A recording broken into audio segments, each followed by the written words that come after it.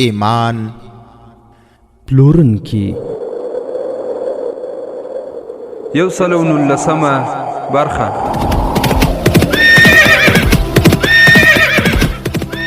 د سلطان صلاح الدین ایوبی رحمه الله د دوران رښتینی کیسې. صلاح الدین پر دغه مکارا پیدا کړه، ته یو بل صلاح الدین پر دغه مکارا پیدا کړه. الحمد لله وكفى والصلاة والسلام على رسوله المصطفى اما بعد. ورونه د صلاح الدین ایوبی د رښتینی کیسو په ترڅ کې موږ او تاسو په تیره برخه کې یو عنوان پیل کړی و، د روح او بد روح ټکر. ورونه همدارنګه په تیره برخه کې تاسو د حمص د ښار په اړه باندې هم څه معلومات واورېدل او پوه شوي چې په حمص کې ولې جګړې نه وي. همدارنګه په تیره برخه کې تاسو واورېدل چې په حمص کې یو مجاهد خطیب و چې ډیر مسلمانان په ځان باندې راټول کړي وو. ښځو او نرو ته معسکرونه جوړ وو او نظامي چارې ښې روانې وې. خو ورونو هلته صلیبیانو ځینې غلطې اوازې خپرولې چې د مسلمانانو احساسات زخمي کول. ورونو د تیرې برخې په پای کې تاسو واورېدل چې هغه امام د تبریز په نوم باندې یو مجاهد د احوال په خاطر باندې لګلی، چې هغه هم د حسن بن عبدالله څخه ټول احوال رازده او بیرته د حمص په لور روان و، چې په لاره کې د سیلاب او هغه واقعې سره مخ شو. د تیرې برخې په پای کې تاسو واورېدل چې تبریز نیغ له هغوی سره هماغه ځای ته ورغی او نجلۍ یې په ځمکه باندې واچول چې بېهوشه وه. تبریز د نجونو څخه پوښتنه وکړه، تاسو دلته څه کوئ؟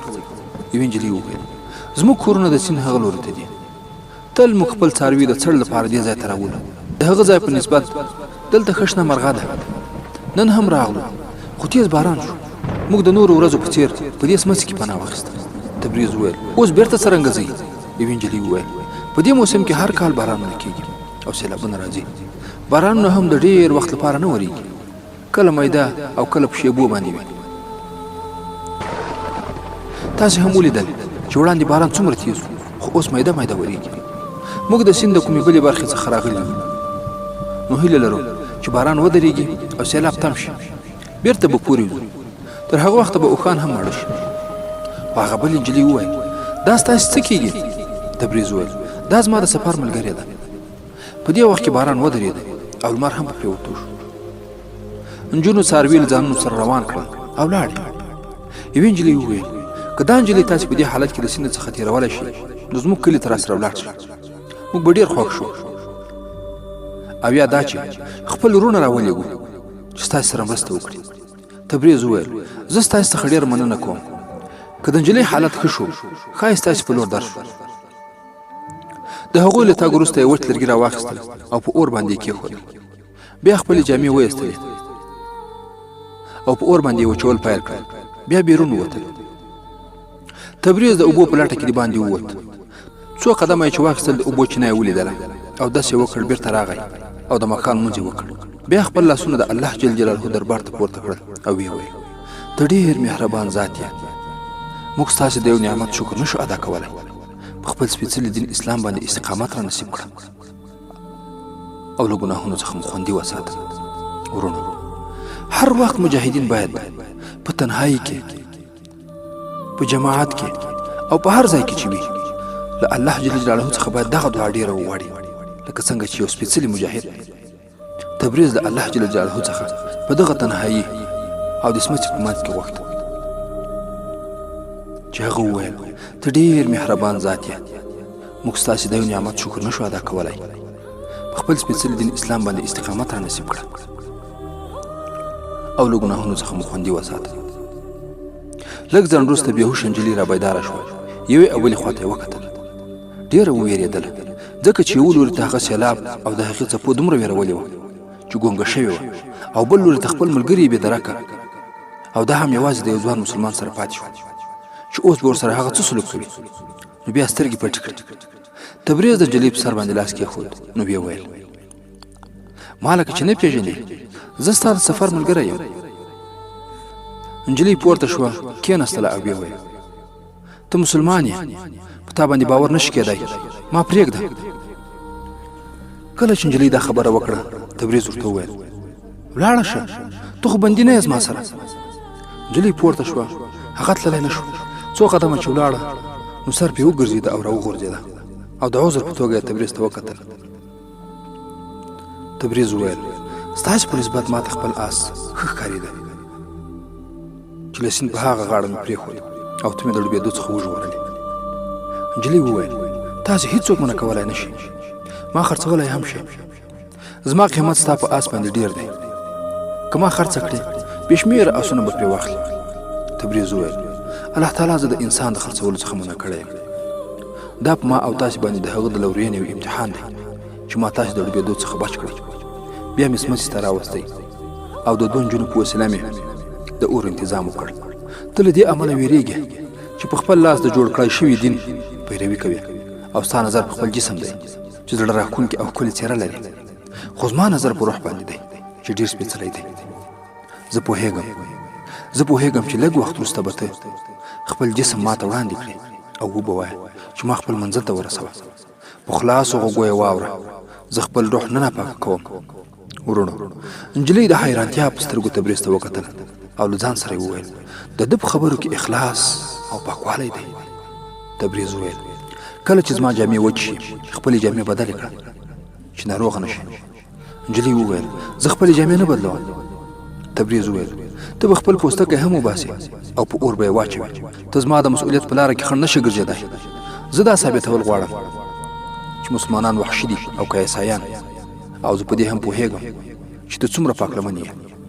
ته اوس زما د سوري لاندې یې، زه ستا سره سخته خبره هم نشم کولی. دا د الله تعالی د پیغمبر حضرت محمد صلی الله علیه وسلم لارښوونه ده چې په مظلومو ښځو باندې لاس مه پورته کوئ. نجلۍ وویل تا چې زه د کوم سیلاب څخه بچ کړم آیا نور هم بچ شول؟ تبریز وویل الله تعالی ښه پوهېږي، ما ته معلومات نشته. ورونو، کاروان چې کله له سیند څخه پورې ووت او په امن کې شو نو ټول اندېښمن او ټول د نجلۍ په لټه کې یوې او بلې خواته خپاره شول، خو نجلۍ یې پیدا نه کړه ځکه چې نجلۍ تبریز له سیند هغې غاړې ته سمڅې ته وړې وه. نو د هغوی د سترګو څخه پناه وه. نو هغوی همداسې وړاندې ولاړل تر دې چې یو تن د ویرا اوښ او د تبریز آس راوستل. نو د هغوی یقین راغی چې دواړه ډوب شوي. خیر، په دې کې ماښام تیاره شوه.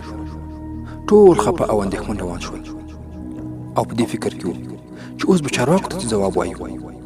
بوډا عیسایي وویل د دومره قیمتي انسان په ضایع کولو که موږ ته د مرګ سزا هم رانه کړی شي دا به د هغوی لویه مهرباني وي. یهودي وویل هغه یوازې په اوښ سپره وه، بل څوک یې له ځان سره نه پرېښوده، که نه له ډوبېدو څخه به ساتل شوي وای. عیسایي وویل تاسې چې هر څه ویل غواړئ هغه ووایي، کېدای شي زموږ غلطي وي او دا غلطي راته وبښي، خو په دې افسوس نه کوئ چې دومره تجربه لرونکی انسان مو له لاسه ووت. ما خپلو چارواکو ته مشوره ورکړې وه چې د داسې کار لپاره دوه نجونو ته اړتیا ده، خو بوډا پسې وویل دا حقیقت دی چې د حمس مسلمانان راپارېدلي او نظامي زده کړه یې تیزه کړې ده. یهودي وویل موږ به دوی پرې نږدو، د ژبې، قوم او مذهب په نامه به دوی په خپلو کې سره وجنګوو. نو په دې لړ کې ما ته دا دنده وسپارل شوه او نجلۍ یې هم د لور په صفت باندې راسره ملګرې کړې. صلیبي چې تجربه لرونکی تخریبکار جاسوس و ویې ویل مسلمانانو ځای په ځای نظامي او روحاني تربیت شروع کړی دی، خو تر اوسه یې د حمص په شاوخوا کې کار نه دی پیل کړی. موږ ته پکار دی چې د دوی مخه ونیسو. بل یهودي وویل زه ستاسې خبره تاییدوم ځکه حمص موږ سره په پوله باندې پروت دی، که مسلمانان دلته اډه جوړه کړي نو بیا به زموږ لپاره ډېر مشکلات پیدا شي. نو ضروري ده چې د مسلمانانو په زړونو قبضه وکړو او د سلطان صلاح الدین ایوبي په خلاف باندې راوپاڅوو. بوډا عیسایي وویل دا امکان نه لري ځکه زموږ ملګرو ډېرې اوازې خپرې کړې خو مسلمانانو پرې غوږ هم نه ده ګرولی. یهودي ورته وویل ما ته ویل شوي دي چې د لوی مسجد خطیب ته خلک په درنه سترګه ګوري او نظامي روزنې هم د هغه تر سوري لاندې ورکول کېږي. زه غواړم خطیب وګورم چې آیا هغه عالم دی او که پوځي منصبدار اخیستل کېږي او که نه. زما ملګرو تاسې د یهودانو یا عیسویانو د کورونو څخه دوه ښکلې نجونې را پیدا کړې چې په دې مهم کار کې زموږ سره د زړه د اخلاص مرسته وکړي. یو عیسایي وویل ما تاسو ته په دمشق کې وویل چې د دې سیمې مسلمانان پاخه مؤمنان دي، تر اوسه مو یو هم نه ده اخیستی او ایمان یې نه دی راباندې پلورلی. زه به ټول عمر په دې سیند باندې لعنت وایم چې موږ یې د یوې ښکلې نجلۍ څخه بې برخې کړو. خو ورونو دا د یهودانو خپل منځ کې خبرې او مشورې وې چې د سفر په دوران کې یې کولې. اوس به بیرته ورسو تبریز او هغه عیسوي نجلۍ ته چې دوی دواړه په هغه سمڅه کې وو. ورونو تبریز صلیبي نجلۍ ته وویل ستا نوم څه دی او د کوم ځای یې؟ نجلۍ وویل زما نوم ویرا دی، مور مې څو کاله وړاندې مړه شوې، په اقتصادي لحاظ غریب خلک یو. مسلمانانو په دمشق کې زموږ ژوند ترې کړی و. الله تعالی د غریب انسان ته ښکلې لور نه ورکوي. لوی لوی چارواکو او شتمنو زما د ترلاسه کولو او اخیستلو کوښښ کوم، تر دې چې یو پکې زما د تښتولو هڅه هم وکړه چې پلار مې د پولیسو په وسیله باندې قاضي ته ورغی. زموږ فریاد یې ور واوراوه او زموږ د مال او ابرو خوندي ساتلو انتظام یې وکړ. قاضي ته ورغی، هغه قاضي هم فریاد واورېده او زموږ د مال او ابرو خوندي ساتلو انتظام یې وکړ. خو څرنګه چې هلته د مسلمانانو حکومت دی نو ویرېدلو دا مو مناسبه وګڼله چې له دمشق څخه راوځو او حمزه د خپلو خپلوانو څنګ ته ولاړ شو. خو دا راته معلومه نه ده چې پلار به مې اوس ژوندی وي او که نه. نو آیا ته په یوې مظلومې او مجبورې نجلۍ باندې رحم کولی شې؟ تبریز وویل زما جامې وچې شوي دي او ستا لمدې دي، دا واخله خپلې جامې بدلې کړه، زه بیرون ځم. خو ورونو ویرا په ژړغونې اواز وویل زه مجبور یم، زما سره د هغه ځناور په شان باندې چلن مه کوه چې د ښکار وژلو څخه وړاندې له هغه سره لوبې کوي.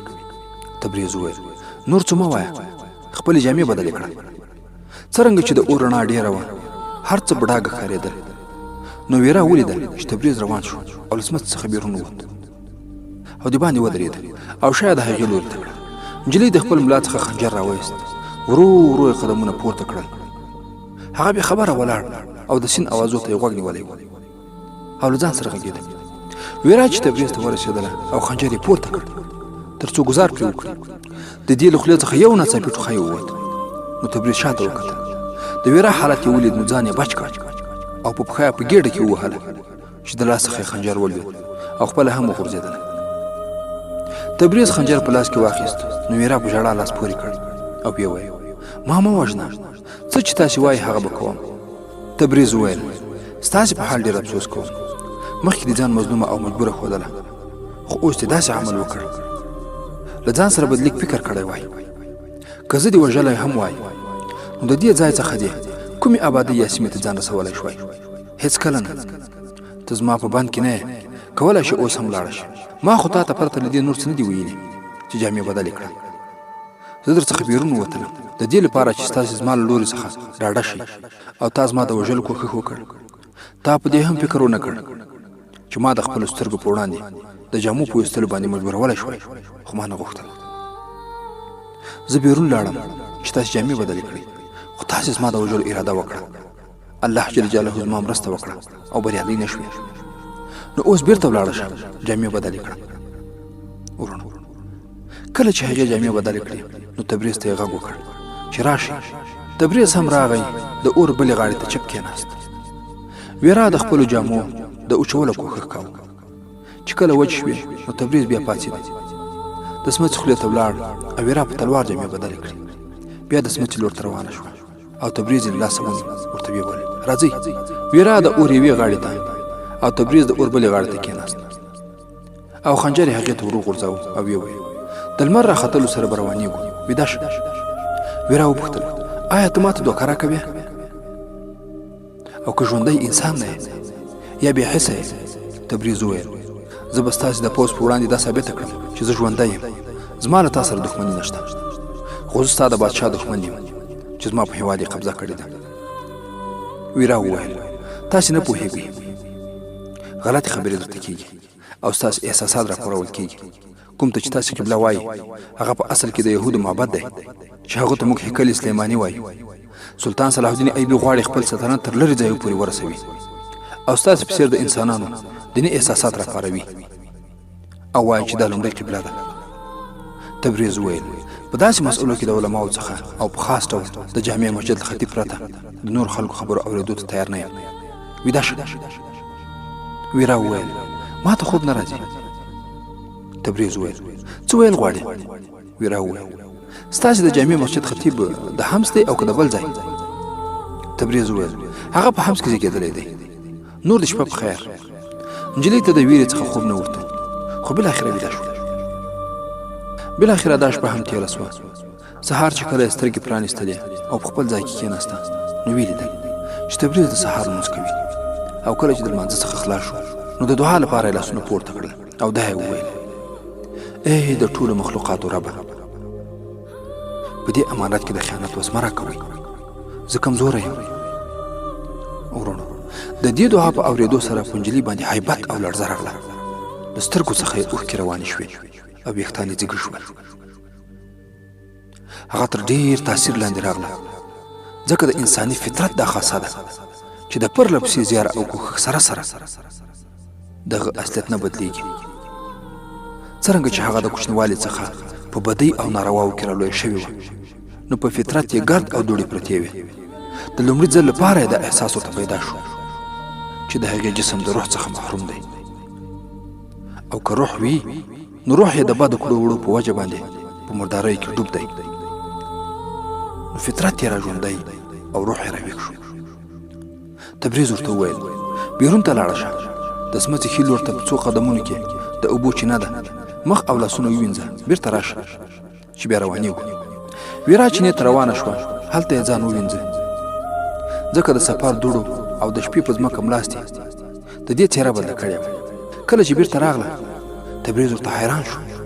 نو له خولې څخه یې ووتل ماشاء الله، د دې د بدن هر غړی د قدرت شاهکار دی. د څو شېبو چوپتیا وروسته یې وویل نو ځه چې ځو.